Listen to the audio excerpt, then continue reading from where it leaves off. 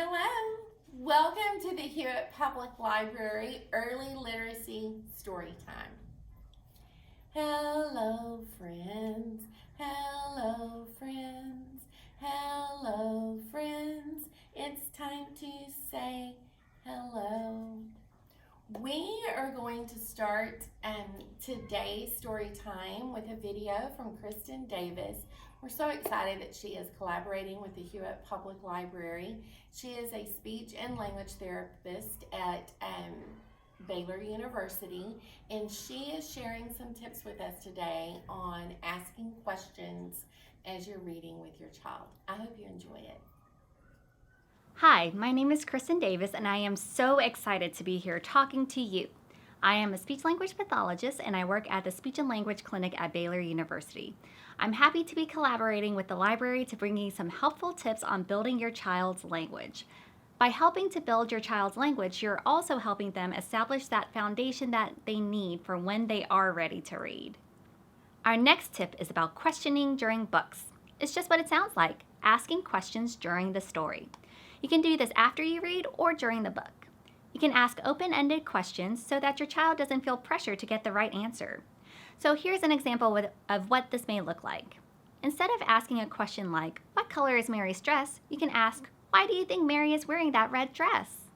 This opens up a dialogue about the book and gives opportunities for more complex language to occur. Phrases such as, "What do you think might happen?" or "How would you feel if?"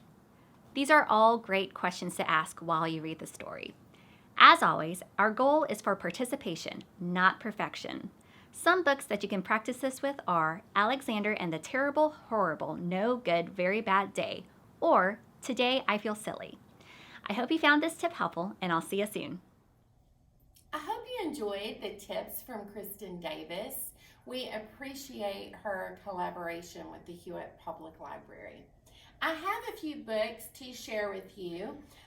In the back, these are all Christmas themed. I have Santa's Little Helper.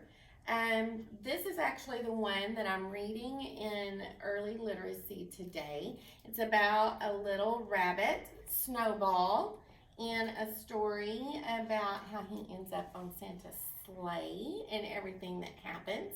And then in the back, I have The Night Before Christmas. I've read some different books that follow this same plot line, such as with the snowman and the different ones. But this is the original, The Night Before Christmas by Clemency Moore. And then the one in the front, I Love You More Than Christmas, is about a little bear family. And they're just all caught up in Christmas activities, and they just keep trying to say, "I love you more than Christmas."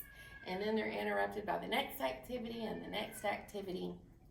So it's a fun story. It would be a good bedtime story. And then this is the elves' first Christmas, and Christmas is joy. Are you ready for story time? Are you ready for story time? Clap your hands. Are you ready for story time? Clap your hands. If you're ready for story time, if you're ready for story time, if you're ready for story time, clap your hands. Are you ready for story time? Nod your head. Are you ready for story time? Nod your head. If you're ready for story time, if you're ready for story time, if you're ready for story time, nod your head. Santa's Little Helper by Angela McAllister, illustrated by Daniel Howarth.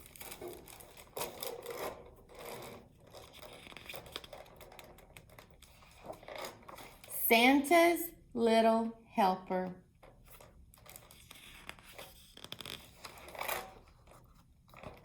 It was the day before Christmas. Snowball was excited. He hopped and skipped to play with his brothers and sisters. He hurried past his friends building a snowman. He giggled at Mr. Polar Bear's stories. Soon he met his brothers and sisters. "We are going to play hide and seek," they yelled. "Do you want to play?" "Yes," said Snowball, and he set off to find a good place to hide. The first place wasn't big enough, so he went farther. "Can I hide behind you?" Snowball asked Mr. Walrus. "Sorry, Snowball," he replied. "I was just going somewhere." No, he says, "I was just going swimming." He was going swimming. The next place Snowball found was too cozy, so he kept looking. Snowball was so excited he found a perfect place to hide. He stayed very still.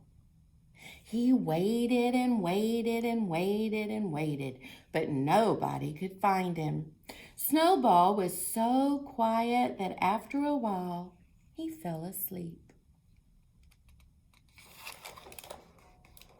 Snowball didn't hear the footsteps crunching through the snow. "Ho, ho, ho!" a voice chuckled. "I nearly left this behind." Santa picked up the sleeping bunny and placed him in his sack of presents. Snowball woke to the sound of jingle bells and a deep voice humming a merry tune. Snowball peeped out. The starry day spun around him. The wind whistled through his whiskers. "I must be dreaming," he gasped. Then the sleigh landed with a bump and Snowball tumbled out into the snow. "Hello there, little one," chuckled Santa Claus. He picked Snowball up. "What a surprise! I thought you were one of the toys." "Would you be my little helper?" he asked. Snowball nodded happily. There were stockings to fill. There was so much to be done. There were lots of presents to carry.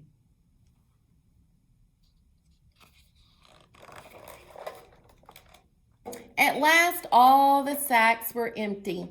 "Merry Christmas, Snowball," said Santa Claus. "I could never have done all this without you." Then he gave Snowball a special Christmas present. "Now we'd better get you home," he smiled. Santa tucked Snowball under a warm, cozy blanket, and he fell asleep.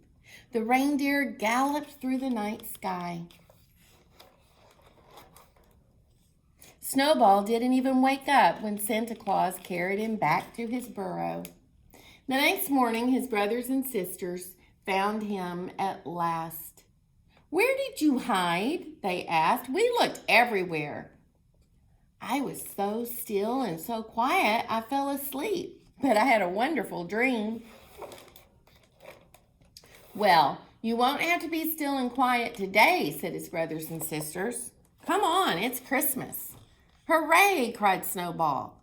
And as he ran happily after them through the snow, the jingle of a tiny bell told him that his Christmas dream was true.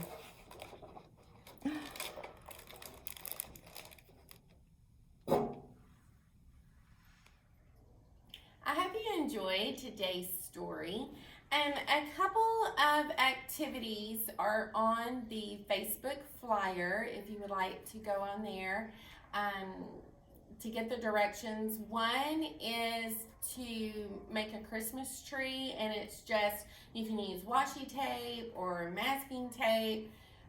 If you use washi tape, you can even do this on the wall, but you could also do it on a piece of paper, on a poster board, and you just tape the outline of a tree and then give your child some bows with the sticky on it, and they can decorate the tree. And so it's just an easy, fun arts and crafts activity that if you just need something to keep your child busy for a few minutes, it's easy, you can do it. You could also do it after opening presents and you're just trying to get them to kind of help clean up and put the little Christmas tree up, and there you go. You have an activity for them while you're cleaning up after opening gifts on Christmas morning. The other one is to make either a winter wreath or a Christmas wreath, whatever theme you want, but it gives the instructions on the materials that you need and the directions, and basically it's starting with a paper plate and cutting out the center, and then the materials you need to decorate the edge of the plate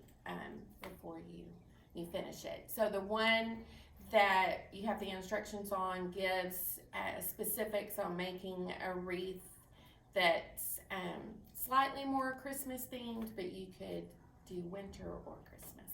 So I hope you'll check those out and that you'll get a chance to do some of those activities. I have a couple of finger plays. Okay, so the first one is a chant, actually, and it's the peppermint chant. So it goes like this.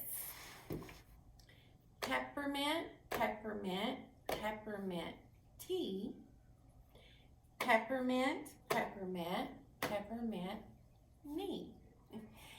Peppermint, peppermint, peppermint pie. Peppermint, peppermint, peppermint I.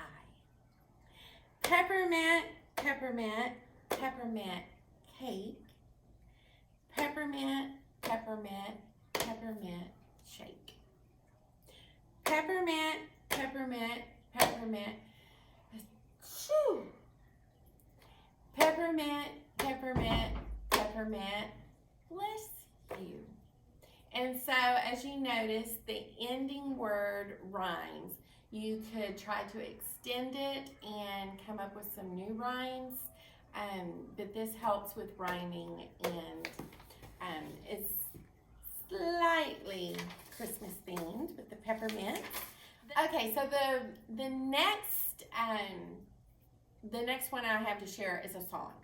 And it goes to the tune of We Wish You a Merry Christmas. This is a good one to teach now that you can use later as a filler activity. So when you have one of those moments that we all have where the kids are kind of going crazy and you just need a little order, you need to get some energy out of their system and you need it now, this is a fun one to do. So it goes to We Wish You a Merry Christmas. It starts with clapping, and then you can change it to jumping, twirling, whatever you would like to change it to just get that energy used. So, let's all do a little clapping, let's all do a little clapping, let's all do a little clapping and spread Christmas cheer. And so your children would clap along as you sing the song. So you can be doing whatever you need to be doing, and if you've already taught this, then you can just start singing, and now you have something for your children to do. So that's fun and useful. The last one I have is Here's the Chimney. And so this one is a finger play. You start with a closed fist. So here is the chimney. Make a closed fist with your thumb in. Here is the top. You put the palm of your hand over the top of your fist. Open the lid, remove your hand quickly, and out Santa will pop. So here is the chimney, here is the top. Open the lid, and out Santa will pop. So that gives you 3 songs, finger plays, chants, to do this week with your child. I hope you have a good week. All right, it's time to say goodbye. Goodbye, friends. Goodbye, friends. Goodbye, friends. It's time to say goodbye. Goodbye.